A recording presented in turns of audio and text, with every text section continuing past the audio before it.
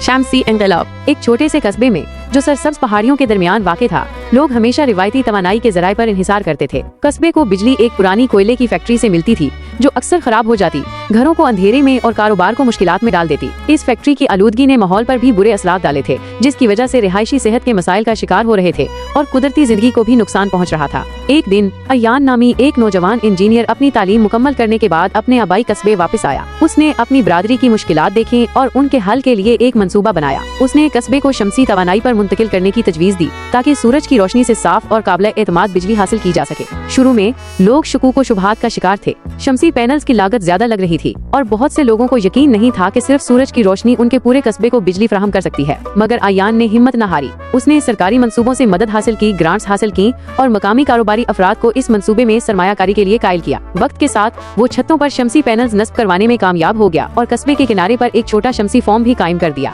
जैसे जैसे कस्बा शम्सी तवानाई की तरफ मुंतकिल हुआ, उसके फवाइद वाज़ेह होने लगे। बिजली के तातुल में कमी आ गई, बिजली के बिल कम हो गए और हवा पहले से ज्यादा साफ होने लगी। किसानों ने महसूस किया कि इनकी फसलें ज्यादा सेहतमंद हो रही हैं और बच्चे बगैर आलूदगी के खौफ के बाहर खेलने लगे। जल्द ही ये कस्बा दूसरे देहात के लिए एक मिसाल बन गया जो काबिल तजदीद तवानाई को अपनाना चाहते थे। अयान की कामयाबी से मुतासिर होकर आसपास के दीगर कस्बे भी शम्सी तवानाई अपनाने लगे और यूं ये इनकलाब पूरे इलाके में फैल गया। अयान के विजन ने न सिर्फ उसके अपने कस्बे को बदला बल्कि एक ऐसी तहरीक का आगाज किया जिसने सरहदों से आगे भी असर डाला।